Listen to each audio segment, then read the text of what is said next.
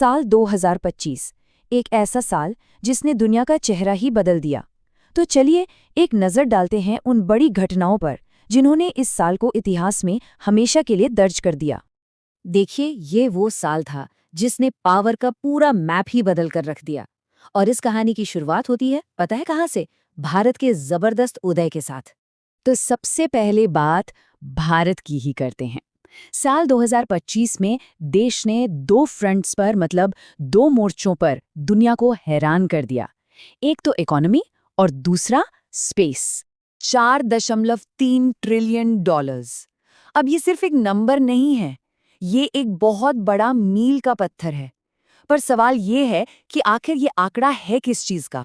तो जनाब, ये है भारत की जीडीपी। और इसी आंकड़े के साथ भारत ने जापान को पीछे छोड़ते हुए दुनिया की चौथी सबसे बड़ी इकोनॉमी का ताज अपने नाम कर लिया।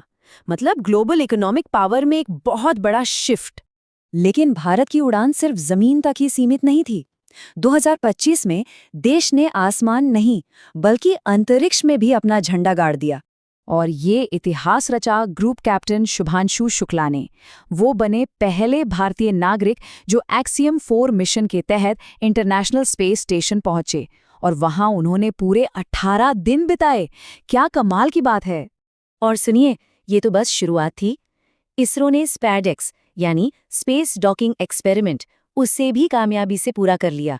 अब इसका मतलब क्या है? इसका मतलब ये है कि दो स्पेसक्राफ्ट ऑर्बिट में अपने आप एक दूसरे से जुड़ सकते हैं। और ये टेक्नोलॉजी भारत के अपने स्पेस स्टेशन बनाने के सपने के लिए आप समझिए एक बहुत ही जरूरी कदम है। तो ये तो हुई भारत की बाहरी दुनिया में तरक्की की बात, लेकिन देश के अंदर भी बहुत कुछ बदल रहा था। बड़े बड़े कानूनी और राजनीतिक सुधारों का एक नया दौर शुरू हो चुका था। इस साल दो बहुत बड़े कानून बदले गए। पहला, वो जो 64 साल पुराना इनकम टैक्स एक्ट था ना, उसकी जगह एक बिल्कुल नया आज के ज़माने का कानून लाया गया। और दूसरा था उम्मीद एक्ट, जिसे वक्फ प्रॉपर्टीज के मैनेजमेंट में और ज़्यादा ट्रांसपेरेंसी लाने के लिए पेश किया गया था। अब बात करते हैं चुनावी राजनीति की, जहां बड़े उलटफेर देखने को मिले।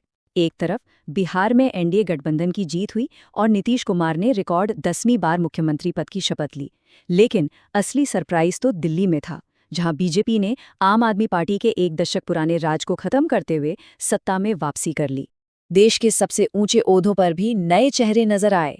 जस्टिस सूर्यकांत ने भारत के 53वें चीफ जस्टिस ऑफ इंडिया के तौर पर पदभार संभाला और वहीं सीपी राधाकृष्णन देश के 15वें वाइस प्रेसिडेंट बने। तो एक तरफ भारत में ये सब बदलाव हो रहे थे और दूसरी तरफ पूरी दुनिया में भी जबरदस्त हलचल मची हुई थी। तो चलिए अब जरा ग्लोबल स्टेज पर नजर डालते हैं कि वहां क्या चल रहा था।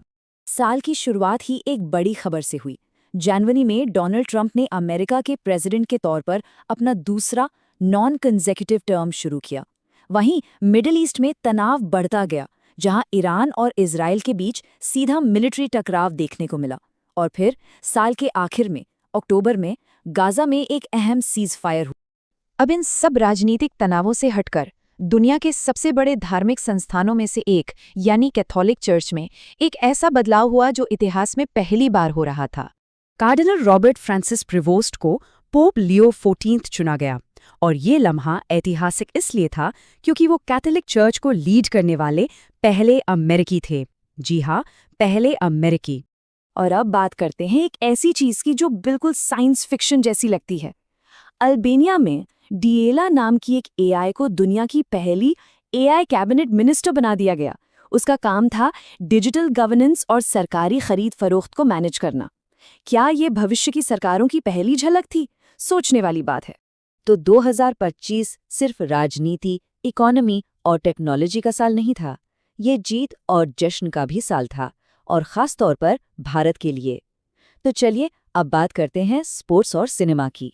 भारतीय स्पोर्ट्स के लिए साल 2025 एक गोल्डन ईयर साबित हुआ।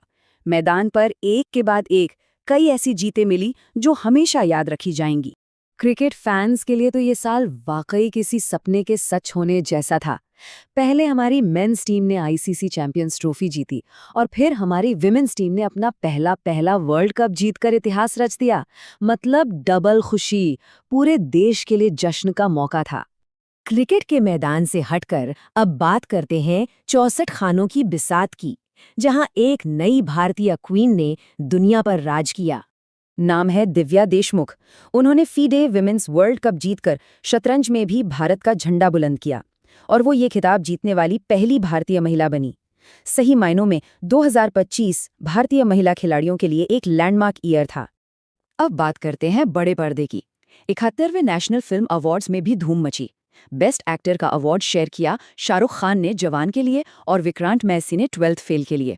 और सिनेमा में लाइफ टाइम कॉन्ट्रीब्यूशन के लिए लेजेंडरी एक्टर मोहनलाल को दादा साहेब फाल्के अवार्ड से सम्मानित किया गया। तो कुल मिलाकर देखें तो 2025 नए लीडर्स, नए कानून और नई सरहदों का साल था। इसने दुनिया और भारत दोनों के लिए एक नए चैप्टर की शुरुआत की। अब देखने वाली बात ये होगी कि ये जो नई ताकत है, ये नई टेक्नोलॉजी है और ये जो नया आत्मविश्वास है, ये हमें एक बेहतर भविष्य की तरफ ले जाता है या फिर कुछ नए टकरावों की तरफ।